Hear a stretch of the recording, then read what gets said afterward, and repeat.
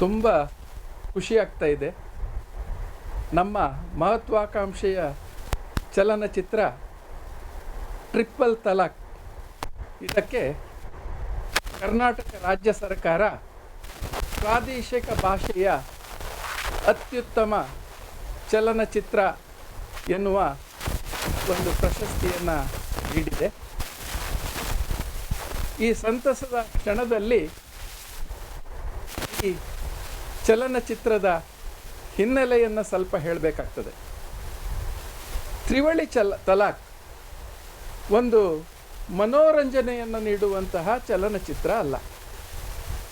ಇದು ಮನ ಕಲಕಿಸುವಂತಹ, ಮನ ಕರಗಿಸುವಂತಹ ಒಂದು ಚಲನಚಿತ್ರ. ಎಷ್ಟೋ ಜನ ಮಹಿಳೆಯರು ಈ ಚಲನಚಿತ್ರವನ್ನು ನೋಡಿ ಚಿತ್ರಮಂದಿರದಲ್ಲಿ ಅತ್ತಿದ್ದಾರೆ. ಈ ಚಲನಚಿತ್ರದ ನಾಯಕಿಯ ಕಥೆಯ ಜೊತೆ ತಮ್ಮ ಜೀವನವನ್ನು ಬಹಳಷ್ಟು ಮಹಿಳೆಯರು ಗುರುತಿಸಿಕೊಂಡಿದ್ದಾರೆ. ಈ ಚಲನಚಿತ್ರವನ್ನು ವೀಕ್ಷಿಸಿದ ಜಿಲ್ಲಾ ನ್ಯಾಯಾಧೀಶರು ಮತ್ತು ಇನ್ನಿತರ ನ್ಯಾಯಾಧೀಶರು ಈ ಚಲನಚಿತ್ರ ಒಂದು ಕಾನೂನು ಯಾವ ಸಂದೇಶವನ್ನು ನೀಡಬೇಕಾಗಿತ್ತು ಅದನ್ನು ಪರಿಣಾಮಕಾರಿಯಾಗಿ ಜನರಿಗೆ ನೀಡಿದೆ ಅಂತ ಶ್ಲಾಘಿಸಿದ್ದಾರೆ. ತ್ರಿವಳಿ ತಲಾಕಿನ ಕ್ಲೈಮ್ಯಾಕ್ಸ್, ಅದರ ಕೊನೆಯಲ್ಲಿ ಬರುವಂತಹ ನ್ಯಾಯಾಲಯದ ದೃಶ್ಯಗಳು.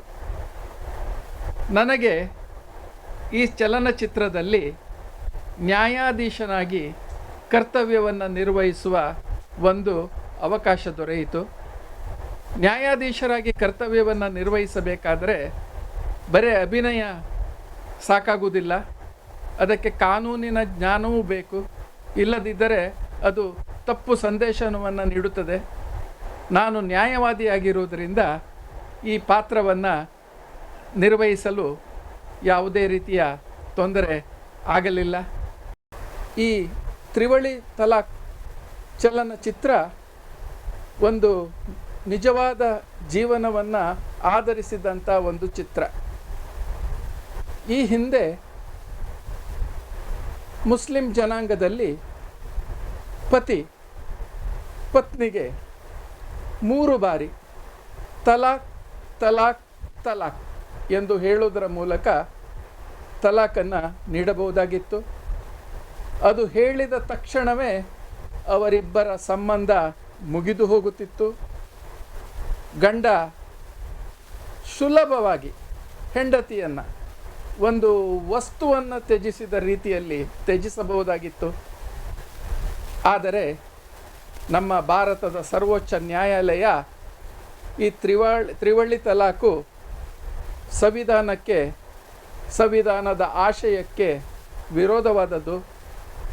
ತ್ರಿವಳಿ ತಲಾಕನ್ನು ಗಂಡ ಆವೇಶದಲ್ಲಿ, ಸಿಟ್ಟಿನಲ್ಲಿ, ಉದ್ವೇಗದಲ್ಲಿ, ಯಾಕೆ ನಶೆಯಲ್ಲಿ ಅಥವಾ ಮಾದಕ ದ್ರವ್ಯಗಳನ್ನು ಸೇವಿಸಿ ಕೂಡ ನೀಡಬಹುದು. ಅದು ಕೂಡ ಸಿಂಧು ಆಗುವಂಥ ಸಂದರ್ಭ, ಅಪಾಯ ಇದ್ದಿತ್ತು.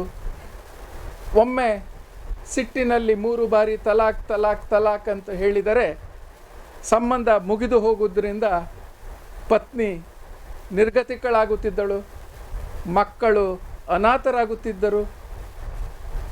ಆದುದರಿಂದ ಈ ತಲಾಕ್ ಏನಿದೆ, ತಲಾಕ್ ಈ ಬಿದ್ದತ್ ಎಂದು ಮುಸ್ಲಿಂ ಕಾನೂನಿನಲ್ಲಿ ಗುರುತಿಸಲ್ಪಟ್ಟಂಥ ಈ ತ್ರಿವಳಿ ತಲಾಕು ಕಾನೂನು ಬಾಹಿರ ಅಂತ ಹೇಳಿ ಒಂದು ಘೋಷಣೆಯನ್ನು ಮಾಡಿತು, ತೀರ್ಪನ್ನು ನೀಡಿತು. ಆ ಸಂದರ್ಭದಲ್ಲಿ ಮೂಡಿಬಂದ ಚಿತ್ರವೇ ಈ ಟ್ರಿಪಲ್ ತಲಾಕ್. ಇದರ ನಿರ್ಮಾಪಕರು, ನಿರ್ದೇಶಕರು ಆದಂತಹ ನಮ್ಮ ಹೆಮ್ಮೆಯ ಯಾಕೂಬ್ ಖಾದರ್ ಗುಲ್ವಾಡಿಯವರು ಈ ಚಿತ್ರ ನಿರ್ಮಾಣಕ್ಕೆ ಬಹಳಷ್ಟು ಶ್ರಮಪಟ್ಟಿದ್ದಾರೆ.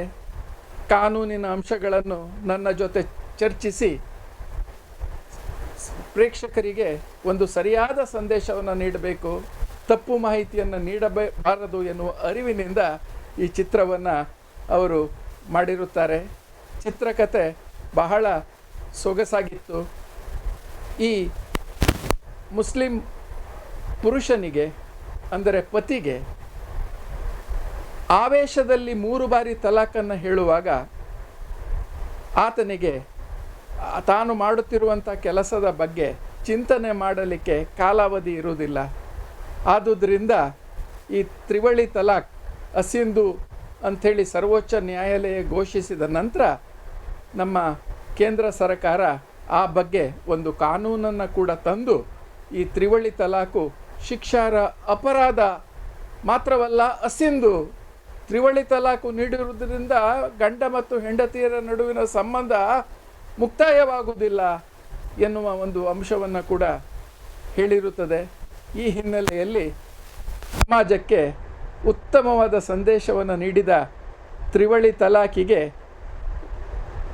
ರಾಜ್ಯ ಸರ್ಕಾರ ಗುರುತಿಸಿ ಈ ಪ್ರಶಸ್ತಿಯನ್ನು ನೀಡಿದ್ದಕ್ಕೆ ಬಹಳ ಆನಂದ ಆಗ್ತಾ ಇದೆ. ಎಲ್ರಿಗೂ ನಮಸ್ಕಾರ. ನಾನು ನಿಮ್ಮ ಪ್ರೀತಿಯ ಯಾಕೂಬ್ ಖಾದರ್ ಗುಲ್ವಾಡಿ. 2019ನೇ ಸಾಲಿನ ಕರ್ನಾಟಕ ರಾಜ್ಯ ವಾರ್ಷಿಕ ಚಲನಚಿತ್ರ ಪ್ರಶಸ್ತಿಯನ್ನು ಕರ್ನಾಟಕ ಸರ್ಕಾರ ನಿನ್ನೆಯಷ್ಟೇ ಘೋಷಣೆ ಮಾಡಿದ್ದು, ಇದರಲ್ಲಿ ನಮ್ಮ ಗುಲ್ವಾಡಿ ಟಾಕೀಸ್ ನಿರ್ಮಾಣದ ನನ್ನ ಹಿರಿಯ ಸ್ನೇಹಿತರಾದಂಥ ಮುಂಬೈನ ಪ್ರಭಾ ಸುವರ್ಣ ಮತ್ತು ನಾನು ಒಟ್ಟಾಗಿ ನಿರ್ಮಾಣ ಮಾಡಿದಂತಹ ನನ್ನ ಮೊದಲ ನಿರ್ದೇಶನದ ಟ್ರಿಪಲ್ ತಲಾಖ್ ಸಿನಿಮಾಗೆ ಕರ್ನಾಟಕ ಪ್ರಾದೇಶಿಕ ಭಾಷಾ ವಿಭಾಗದಲ್ಲಿ ಕನ್ನಡದ ಅತ್ಯುತ್ತಮ ರಾಜ್ಯ ಪ್ರಶಸ್ತಿ ದೊರಕಿರುವಂಥದ್ದು ನಮ್ಮೆಲ್ಲರಿಗೂ ಕೂಡ ಹೆಮ್ಮೆ ಮತ್ತು ಸಂತೋಷವನ್ನು ಉಂಟು ಮಾಡಿದೆ.